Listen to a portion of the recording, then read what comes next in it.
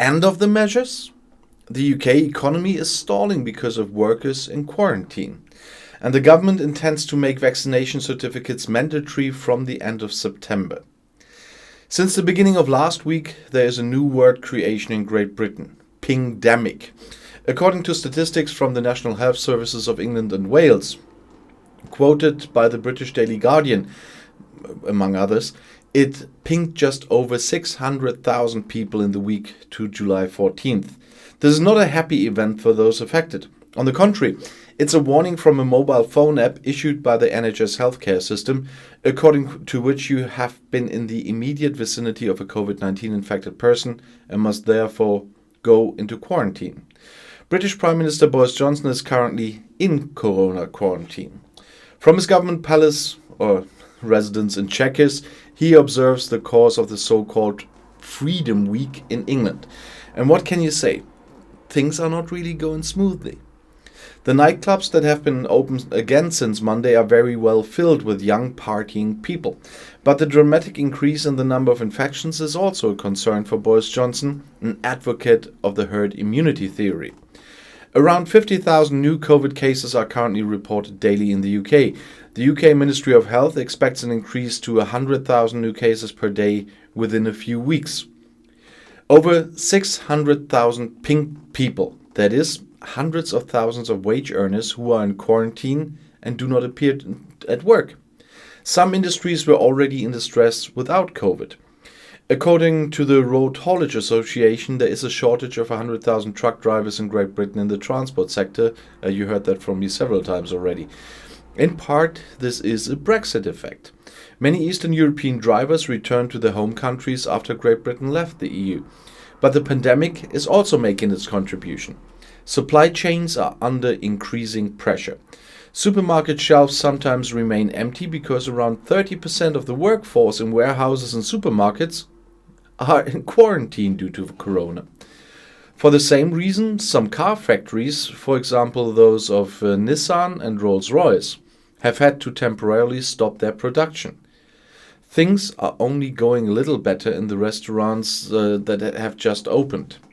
Across Britain, 20% of the pub and restaurant staff are said to be in quarantine. COVID-19 is doing what British unions have not been able to do in decades. The British economy is stalling. The business associations concerned have long since found their scapegoat in the NHS Corona Warning app. This is forcing workers into quarantine who have already been vaccinated twice and are thus fully immunized against COVID-19, a complaint that is often made. Yeah, but they still can be contagious. That's what they forget. This is particularly inconvenient for retail, as the quarter from the end of May to the beginning of July saw double-digit growth rates compared to the same quarter of the previous year. They don't want to let Corona ruin their soaring flight. It's interesting to see to what extent the story of the entrepreneur camp has been taken up by the media. It is not the high number of infections and the diseases associated with them that are the problem for them, but the pinks. This is why British business associations are vehemently calling for exemptions for their staff. After a negative result of a PCR test carried out as a result of a ping, an affected worker must be allowed to go back to work, according to the British Retail Consortium. This step has long been in preparation. As of August 16th, the quarantine requirement for fully immunized people in contact with infected people is to fall. However, this seems to take too long for entrepreneurs. On the evening of July 22nd, the government made a first concession. In selected industries, employees should be allowed to continue working despite pinging if they are double vaccinated and also have a negative PCR test. However, the infrastructure for such tests must first be set up. Even in year 2 of the pandemic in Great Britain, it is hardly present. The downside of the pressure from companies is the precarious working conditions of many employees. In many places, there is no continued payment of wages in the event of illness. Most companies only pay the statutory weekly sick pay of £96, but only employees who earn at least £120 £120 per week get this. According to the British Trade Union Confederation TUC, around 2 million wage earners fall below this limit and are therefore not entitled to sick pay at all. The vast majority of those affected are women. The government actually wanted to lower the £120 limit this week, but has now postponed it indefinitely. And the reason for that? It is just not the right time for it. Yeah, when then? COVID-19 quarantine is a form of sick leave. Wherever there is no continued sick pay, this can be a threat to the existence of low-wage workers because low-wage workers suddenly lack important money for paying rents or weekly shopping. Millions of people can therefore be blackmailed by their employers. Trade union organization is a foreign word in many places, especially in the private sector. A number of companies are trying to use the pandemic to grind down workers' rights. In Great Britain, there are currently more and more industrial disputes against so-called fire and rehire practices. The term fire and rehire describes the method of first dismissing a workforce in order to then employ them again with significantly poorer employment contracts. Such methods are now also used in the public service and in the educational sector. Oh, for God's sake, they are fortunately illegal in Germany. With regard to quarantine regulations, some members of the government recommend British companies to take advantage of this condition. For example, the minister responsible for companies, Paul Scully, wanted to leave the question of quarantine to individual negotiation between employees and employers. Ultimately, it's about an informed decision. Long before Corona, due to these conditions, there was a strong culture in Great Britain of going to work despite illness. During the pandemic, this culture resulted in deaths in the workplace, including among house cleaners. There are now increasing reports that more and more people are deleting the NHS app from their cell phones to avoid pings. Conservative media celebrate this as a revolt against the corona measures. To a large extent, however, the pressure from employers will also be behind this. Scully's views have since been rejected from Prime Minister Johnson's seat of government.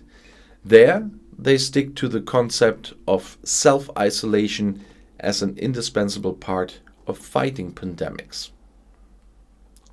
This is interesting insofar as Freedom Day or Freedom Day on July 19th should mean a change away from state interference and restrictions towards individual responsibility. That now seems off the table for the time being. On the contrary, the government wants to rely on mandatory vaccination certificates from the end of September, which must be presented before entering nightclubs or other unspecified locations where large crowds can occur. So far, it's unclear whether this also affects public services such as local public transport. By British standards, this crosses a large psychological threshold. There are no ID cards in the UK. In 2006, the Tony Blair government wanted to introduce identity cards, which would store a large amount of personal data, including biometrics and fingerprints, in a central database. After much protest from the population, the Conservative Liberal Democratic coalition government under Prime Minister David Cameron reversed the introduction of ID cards. Critics now fear that the mandatory introduction of vaccination cards could be another step towards ID cards. On the one hand, they refer to the authoritarian nature of the state's corona policy in recent months. According to the civil rights organization Big Brother Watch, 120,000 fines have been imposed since March 2020 for violating corona regulations. People of color and people with a migrant background are increasingly affected, according to the organization. They said that on July 6th. A £10,000 fine was fined, among others, to a unionist and an organizer of a protest against cuts in healthcare wages in Manchester. At the beginning of July this year, a large majority of MPs in the London House of Commons voted for a new security law that will give the police draconian new powers, including significantly restricting the right to demonstrate. Opponents of mandatory identification with vaccination certificates include the Conservative member of the House of Commons Steve Baker and Labour MP Dawn Butler. In a comment on the website I on June 7th, they stated that these marginalized population groups in particular could make access to public spaces much more difficult. Many communities living in the UK, including migrant communities and refugees, have great difficulty accessing the health system and thus accessing vaccination appointments. In addition, there are reservations about the healthcare system in these communities, among other things, due to the fear that medical practices and hospitals could pass on personal data to the police and immigration authorities. Mandatory vaccination certificates would not change anything about this problem, rather a vicious circle of worsening marginalization threatens. New research by the Bureau of Investigative Journalism appears to at least partially confirm these views. According to this, only less than 24% of 210 medical practices surveyed in England, Wales and Scotland would accept people as patients who cannot or do not want to provide a permanent resident status or proof of a residential address. Since doctors' practices only vaccinate their registered patients, this creates a hurdle for groups of people who are marginalized. This does not help the vaccination campaign. Great Britain is doing very well in a global comparison. Just under 70% of the adult population are fully immunized against COVID-19. If you look at the total population, it's just over 50%. However, there are still 17 million people in the country without any vaccination protection, the vast majority of them young adults as well as adolescents and children. Correspondingly, the warnings about the consequences of the opening strategy being pursued, particularly in the English part of Great Britain, are getting louder. The number of hospital stays is still at a relatively low level despite the record high number of new infections. But this curve also rises rapidly again. Scientific publications such as The Lancet warn of the consequences of the government strategy. According to an article published on July 7th, this would result in an infection of young people in the population and would lead to millions of new infections. As a direct consequence, hundreds of thousands more people would struggle with long COVID symptoms, and I assure you, I know what they mean. Literally, it says in the article, this strategy risks creating a generation with chronic health problems and impairments. The personal and economic consequences will be felt for decades. Hospitals are already warning of an overload in the coming weeks.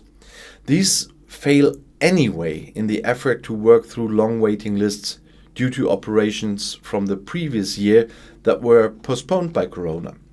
In addition, an increasing number of beds are occupied by children who are admitted with respiratory diseases. Their immune system seems to have been impaired by the various COVID-related hygiene measures, so that various other infectious diseases are now having a more powerful effect. Local newspapers have been reporting for weeks about the growing queues of ambulances waiting in front of the emergency rooms of various hospitals, which are otherwise only known in Great Britain during the so-called winter crises.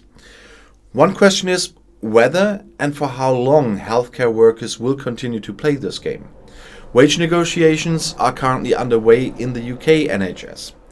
After the government initially offered only 1% more salary, the current salary offer has increased by 3% since this week.